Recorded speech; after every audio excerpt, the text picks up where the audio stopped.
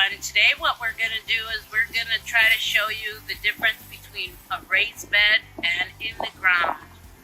And then we're going to make a list of all our expenses in the raised bed and what are the expenses in ground, so that you can make a decision if you want to do a garden with your children, if you want to make that expense or not, especially if they're not sure if they like to garden and you just want to try it out.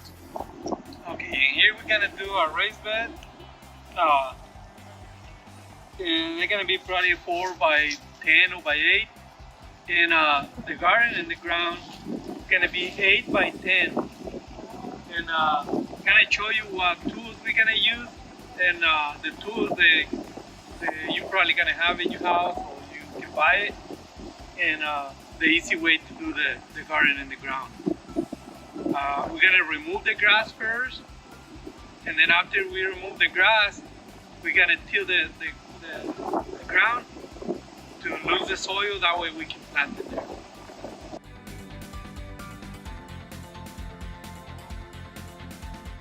This is the first day, and as you see, there's a lot of grass here. It's something that you would see in your house, and we have just selected this area because it is blocked from the north and kind of somehow blocked from the south, so that you won't have so much wind in your garden.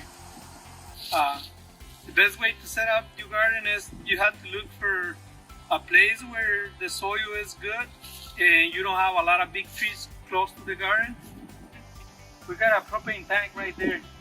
If I make the garden right there, I can break the line. This propane tank is not working, isn't? But we're still gonna make it the garden on this side. But there's something that you have to consider when you're gonna make your garden, because if you think there's nothing in there and then you start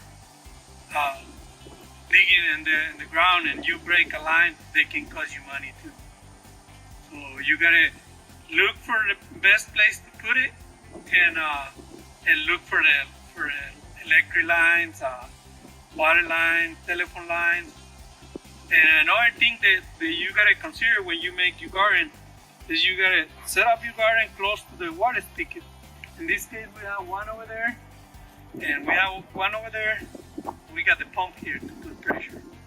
So when we make the garden, we can put water from the pump, straight from the pump or from the spigots, and we have irrigation.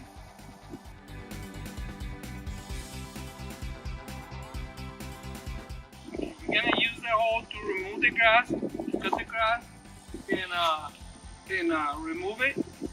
You can use a shovel too, but this one works better. And then we're gonna use this picker to get the grass out. And if the soil is not real hard, you can lose the soil with this one. If the soil is real hard, you're gonna use this picker to lose the soil.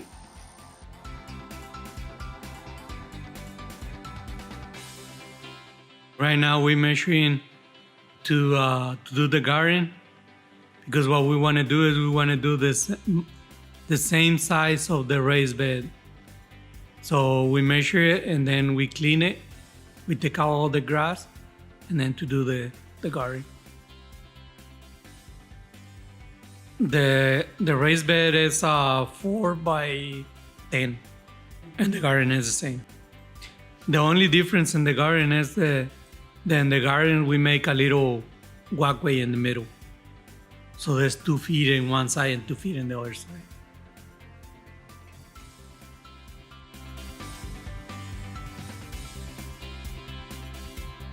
Alright, I'm going to show you different of the tools. This is the bought in the store. These I make. See, and you see the difference in the blade. It's real thin and this is real thick. And this one, if you sharpen it, you can make it look like this, but this material don't last. So you're gonna do a little bit of work and then you're gonna need to sharpen it again. When you work with a hole like this, that they're not that good, you have to put a lot of force to make it cut. You see? Because it's not sharp. So you work real hard when you work with bad tools.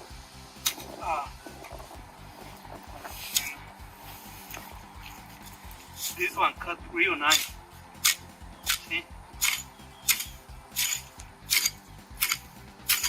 Like a sweeping motion, right? Yeah, and you don't have to put a lot of force. You just swing the blade like that, and they're gonna cut. When you have to put a lot of force, like that, you get tired real easy.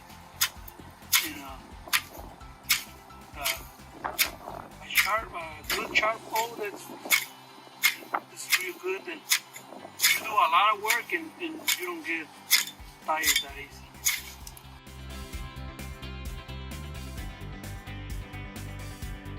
No, Tio, it's a garden that you're not gonna disturb the soil. You're not gonna do all these every time you're gonna plant something. Most of the time, you have to till it the first time because you wanna set up your garden, your rows or your beds, whatever way you're gonna plant. And then after that, you don't till it no more. You just keep adding stuff.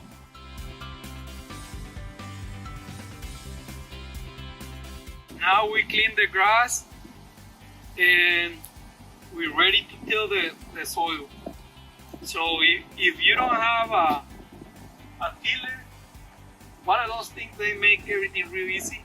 You can till your garden in like 20 minutes. But if you don't have one of those, or you don't have a way to rent one or borrow one, you can do it with these little by little. You can use these. I think these ones, they cost like $25. And what you can do is you can do these. Here it's kind of wet. We have a rain all day. But that's how you do it, little by little.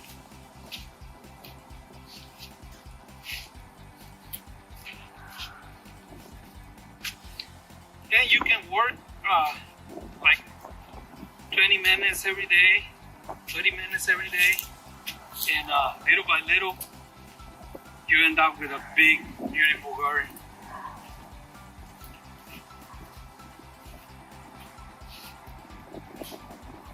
Now, if the soil is real hard, before you till it, you clean it like that, and before you till it, you put water in there and let it get wet, and then you wait a few days until they dry, and then you can do this. Because right there is real nice, but if I try to do that here, it's still soft, but there's way more hard here.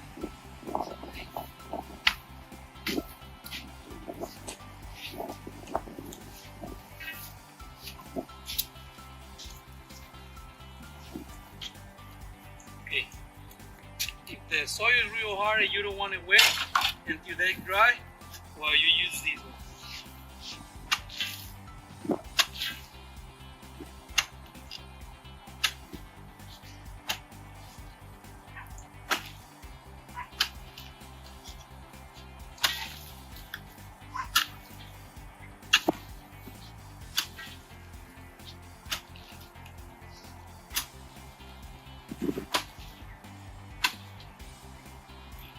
To make a garden, you need to lose the soil at least 6 inches.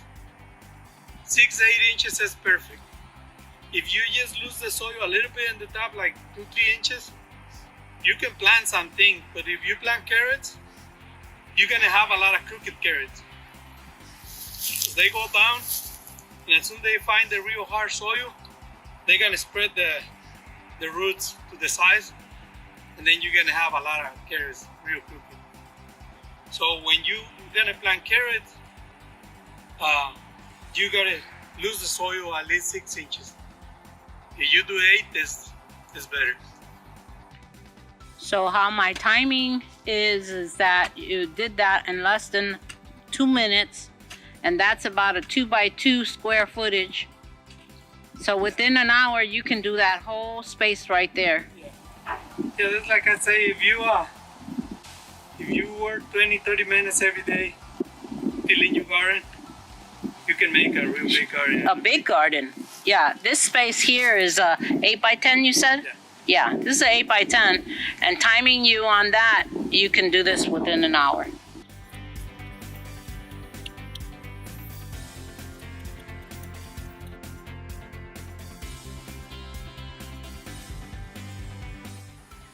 Okay, in this garden, what we're gonna do is gonna measure this 8 feet. So what we're gonna do is divide it in two, leaving a walkway here in the middle, and then we're gonna move the dirt this side. This is gonna be our walkway. Then it's gonna be 12 inches, and with this we can reach the bed from this side, and then the other side we can reach the other side. So we're gonna move the dirt from here, and this is gonna be our walkway.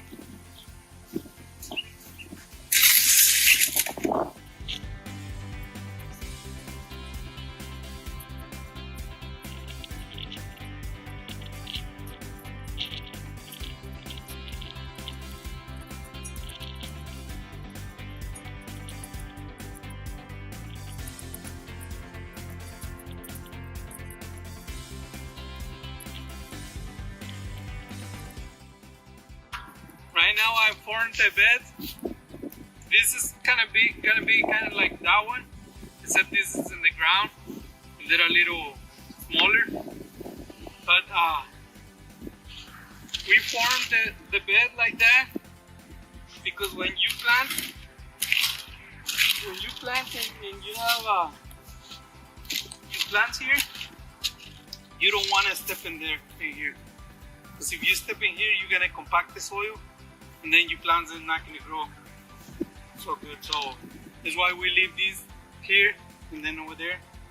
And these sides of the bed, you can get everything from here or do whatever you need to do here without stepping in the bed. And the same thing with this one. It's the same.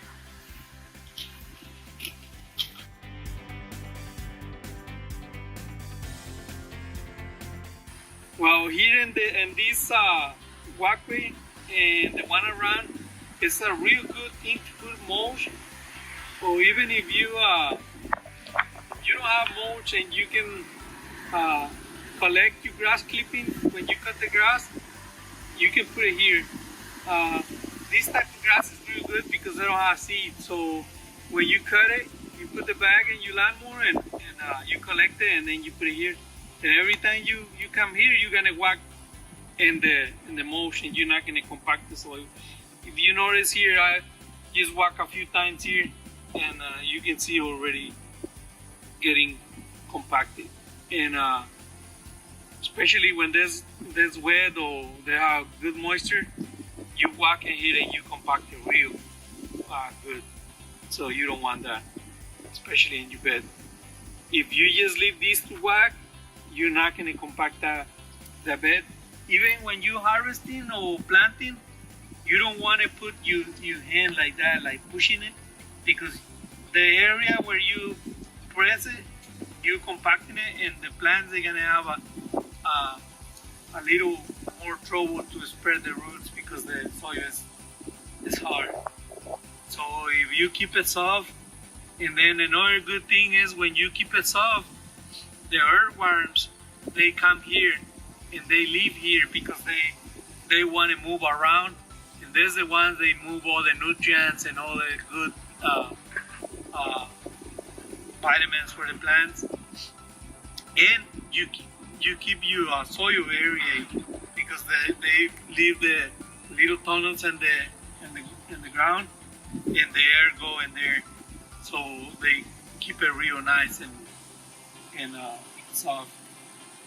So earthworms, they're real good for your garden. If you see it, try to don't kill it. If you see a lot, that's a good garden.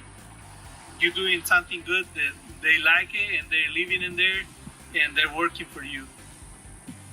So yes, the best way to keep it alive is keep it moist. If you see that they start getting kind of dry, put some water.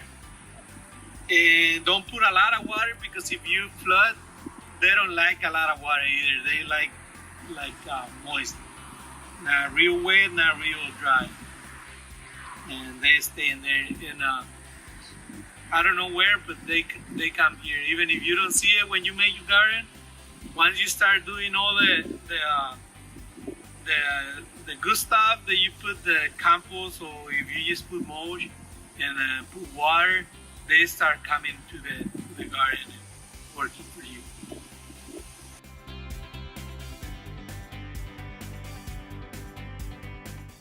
Okay, right now we finished the bed. What we're gonna do is you can make a little map in a piece of paper and how you make your bed, and then you're gonna plan how you're gonna plant. Like you're not gonna put this whole bed of tomato plants or squash or cucumbers, because then you're gonna have a lot. So what you're gonna do is you're gonna plant like a few plants of squash here, and then tomatoes and then peppers. But you make the plant the way that you have different types of plants, but they benefit each other and they don't affect each other. Like if you put a tomato plant and they grow tall, so that one they're gonna shade the other plants. If you don't want the shade, you put it a little bit far away from the tomato plant. Another thing that's good to plant is like you gotta plant it. What you gonna plant? Like in the winter, you're not gonna put a squash because it's too cold and they die. But you can plant beets, you can plant carrots, you can plant lettuce, so many things, cilantro, cabbage, broccoli, cauliflower, is winter. And then in the spring, you're gonna put all the tomato plants, pepper plants, squash, cucumbers, melons, watermelons. Like in the tomato plants and the peppers, if you're gonna make your own plants, you gotta start the plants in December from seed inside. And I usually start making my own plants in the last week of December, between Christmas and New Year, and then I have it ready, the plants, when it's time to plant it. They usually take between 6 and 8 weeks, depending how cold it is. If it's real cold, they're gonna take the 8 weeks. If you get a lot of good days that it's not cold, they usually take like 6 weeks. But by that time, if you started in the last week of December, by the time it's the 6 weeks, you're ready to plant it outside, because it's almost spring.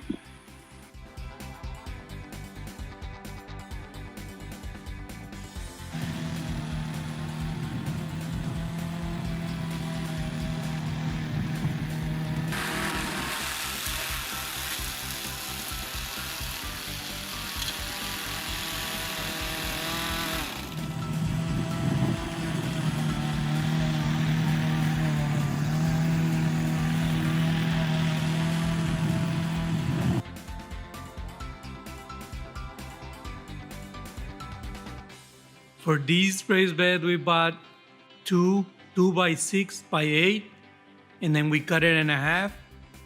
And this is to do the 4 feet size.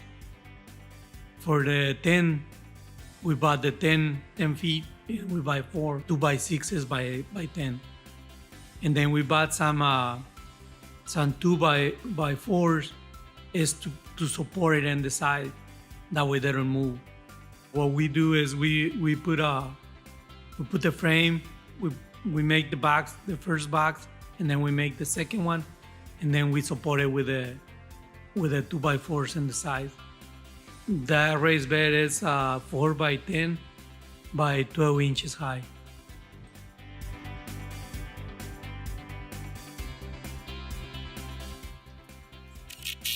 Okay, and the corners we use the 3-inch screws, and then we put 3 in each corner to support the wood, the corners. If you want to know if your corners are square, okay, you measure 3 feet this way, and then you measure 4 feet this way, and that should give you 5 across like that.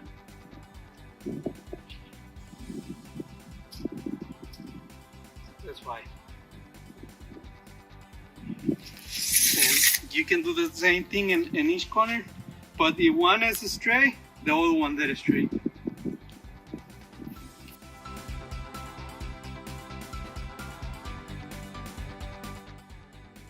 And that one you see put in the second frame, and do the same thing in the bottom one. Just put the first one and then attach it with the side one with the screws. And at this point, there's not attached with the bottom one. It's just on top of the other one. After we put the 4 pieces, we're gonna support it in the side with the 2x4s.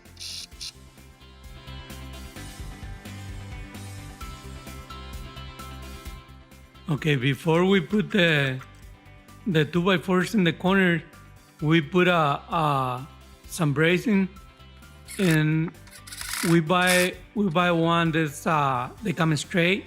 You gotta bend it in the middle. The braces, I think they're 8 inches. Yeah, by 2.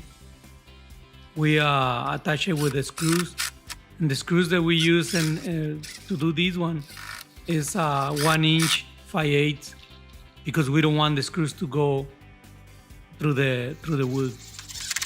We put one in the bottom and one in the top because what you don't want is, with the weight of the dirt, you don't want the wood to kind of force the screws in and open.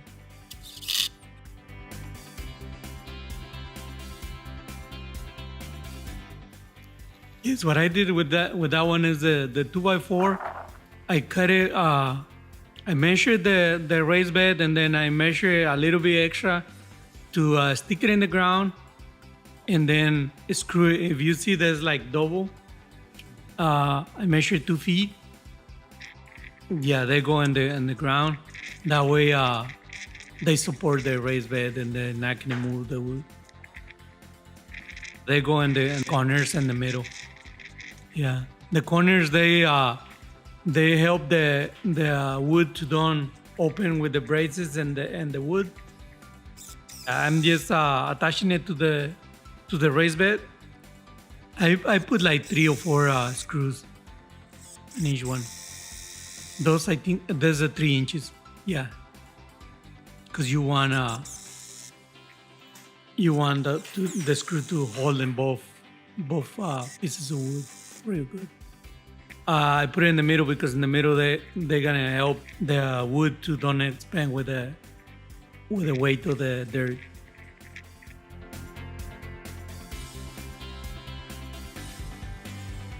Before we put the dirt, we use this garden fabric, and that one coming at 6 feet wide, and our raised bed is 4 feet. So that's why I put a little bit extra in the sides. Yes, I'm using a staple just to hold it. Once we put the dirt can hold it. And this one prevent the grass from growing in the dirt that we're gonna put in the raised bed. So they kind of block whatever grass is in the ground. And when we put the dirt, you're not gonna get that grass in the dirt. It's better to have it like real nice and flush with the wood, because they prevent it from the dirt going in underneath the wood and the fabric. If you notice, I going back and putting more staples because you don't want that thing to be open, and then when you put the dirt gonna go between the wood and the fabric. So we put a staple, a lot of staples.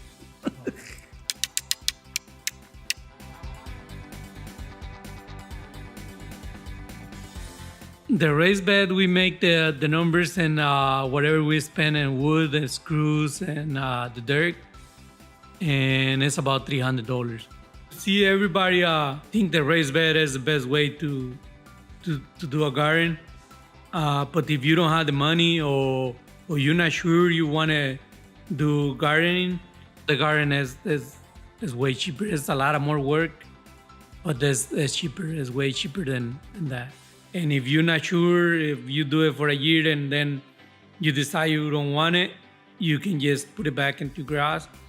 You don't need to buy dirt. You can buy a little bit of compost just to improve the soil.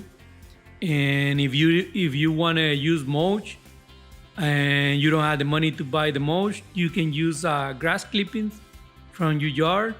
If you cut the grass, just cut it with a bag. And if somebody cut it for you, you can ask them to cut it and leave you the grass clippings. And you can use it as a real good mulch for the garden. They're gonna help you keep the moisture, and they even feed the plants because there's kind of like a green manure. And it's a real good way to mulch the garden with the grass clippings. And it's free.